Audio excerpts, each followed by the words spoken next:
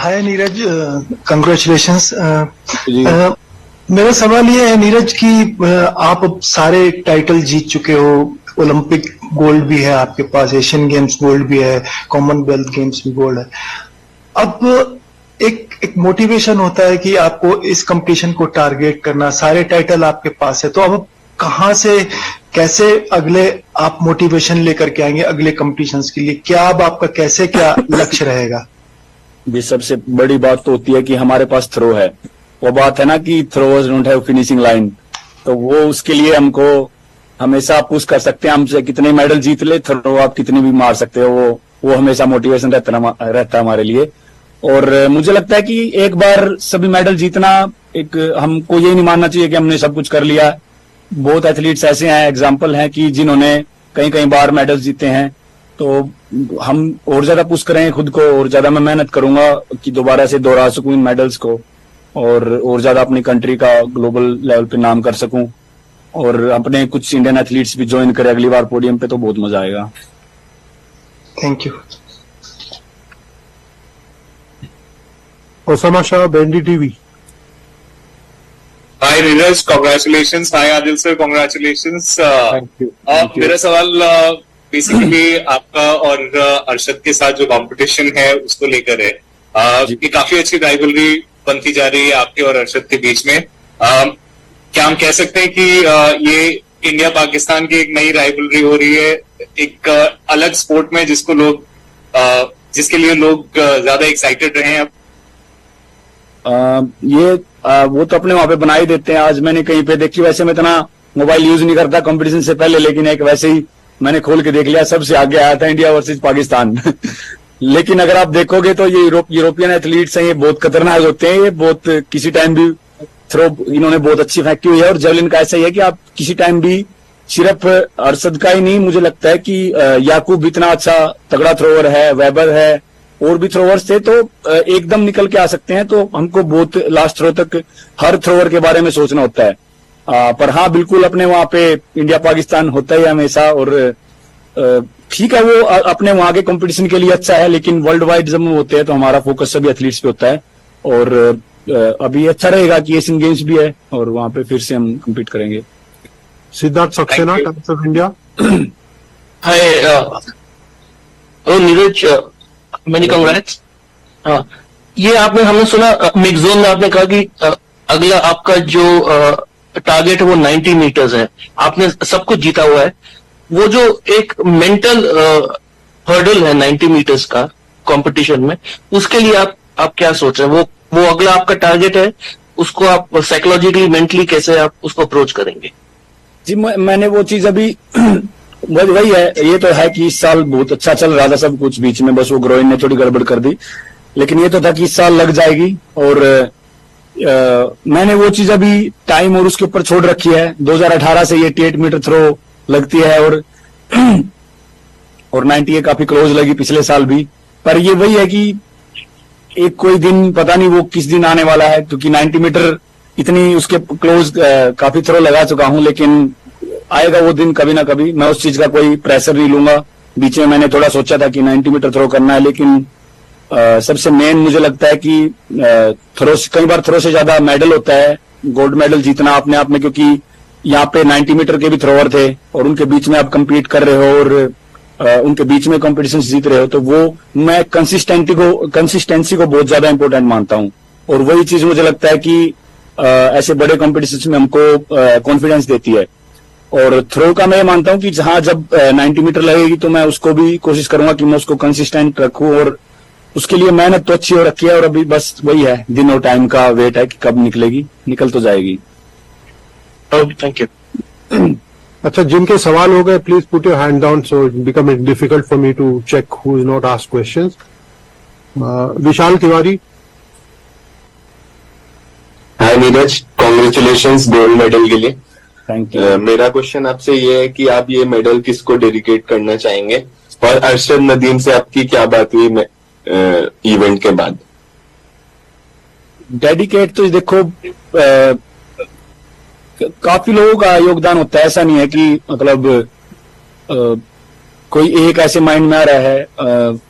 Family का भी बहुत इम्पोर्टेंट रोल होता है, कोच और टीम का आपके सपोर्ट करते हैं, टॉप्स का, फेडरेशन का, सभी का एक रोल है उसमें।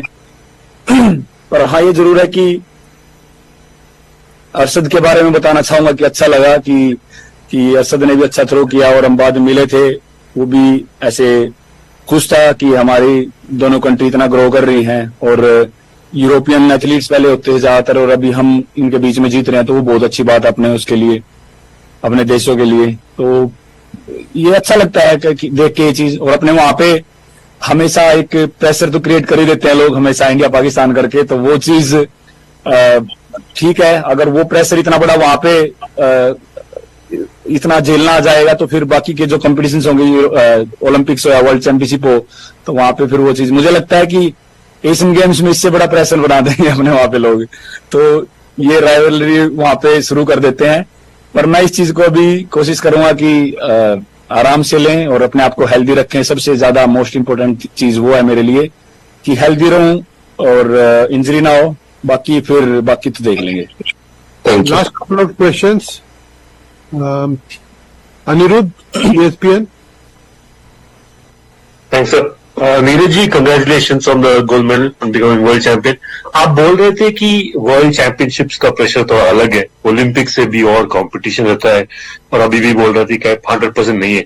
तो जब आपका फर्स्ट थ्रो फाउल हुआ तो सेकंड थ्रो के पहले आपको ज्यादा प्रेशर महसूस हुआ कि कैसे हैंडल किया वो स्टेज? फर्स्ट थ्रो में हमेशा कोशिश तो ये करता हूँ कि फर्स्ट थ्रो बहुत अच्छा निकाल दूं, पर कई बार काम नहीं कर पाता। पिछले साल भी वर्ल्ड चैंपियनशिप में पहली थ्रो अच्छी नहीं थी, फाउल करनी पड़ी थी, और इस बार भी इतनी बढ़िया नहीं थी। और बिल्कुल बाकी थ्रोअर्स जो अच्छी थ्रो मेजर करवा देते हैं तो वो थोड़ा प्रेशर तो बनता है, लेकिन वही है कि खुद पे बिलीव रखना होता है। मैं लास्ट थ्रो तक भी खुद पे बिलीव रखता हूँ कि मैं और ज्यादा अच्छी थ्रो लगा सकता हूँ, और वही मुझे लगता है कि हर एथलीट के लिए बहुत इंपॉर्टेंट चीज है कि आपको, अगर आपकी परफॉर्मेंस आ रही है, नहीं भी आ रही है, तो आपको खुद पे बिलीव होना चाहिए लास्ट थ्रो तक कि अगर किसी और ने भी अच्छा थ्रो फेंक दिया तो हम उसको बीट कर सकते हैं। ये हमारा माइंडसेट होना चाहिए। बाकी तो कंपटीशन जैसे चलता है वो चलता ही है। Thanks Neeraj.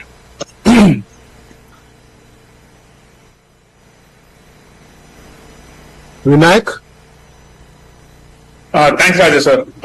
Hi Neeraj, congratulations to you as well, Adil sir.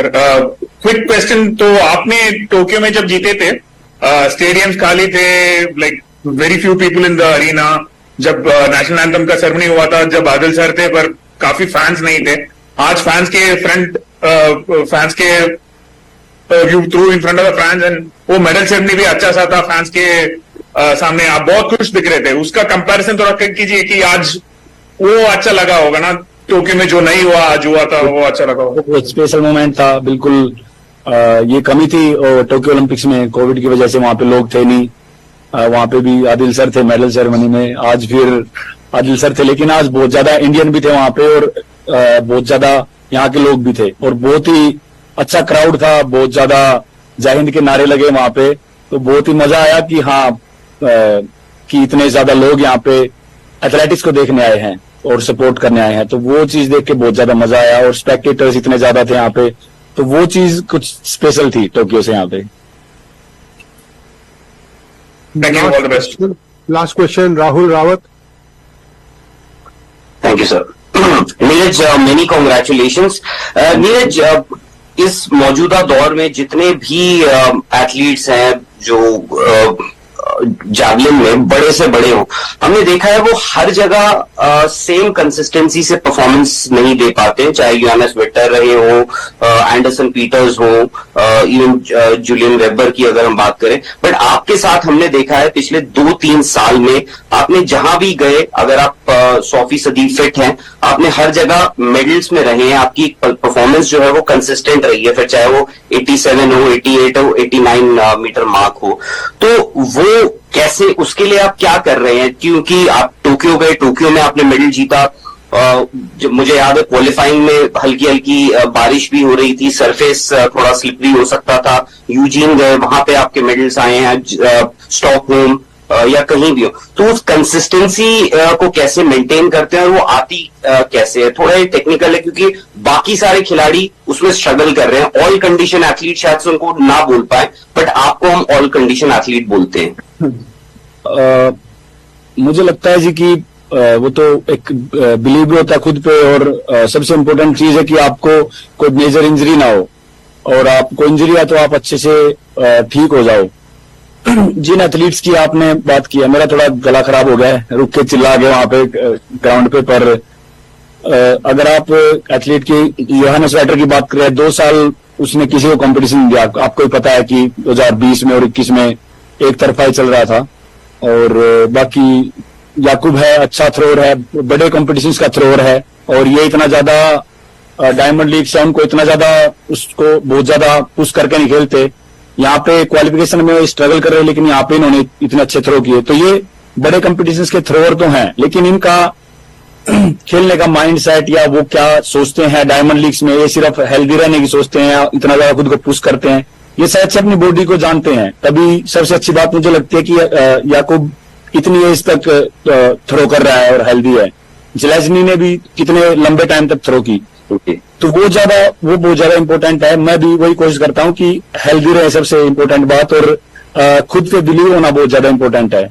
अगर लास्ट थ्रो तक भी मैं अपने थ्रो के आसपास नहीं करता हूं, तो मेरे दिमाग में हमेशा वही रहता है कि मैं लास्ट थ्रो भी निकाल दूंगा। और ऐसा एशियन चैंपियनशिप में भुवनेश्वर में हुआ था कि इतनी अच्छी थ्रो नहीं निकल रही थी, तो वहां पे भी किया। पिछले साल यूजीन में भी पहले थ्रो नहीं निकल रहे थे, लेकिन फिर बाद में वहां पे किया। तो बिलीव होना चाहिए मुझे लगता है खुद पे, खुद की परफॉर्मेंस पे, कि मैं इतना कर सकता हूँ, और वो पुश करने की शक्ति रहनी चाहिए भी अंदर। So thank you very much. Thank you very much, Neeraj, and thank you to the media for the support. Thank you. Adil, the closing comment from you, please. No, nothing closing. Thank you very much for coming at this late hour, and we are all very proud of Neeraj and his performance. So thank you once again, and we'll keep talking. Thank you. Thank you so much.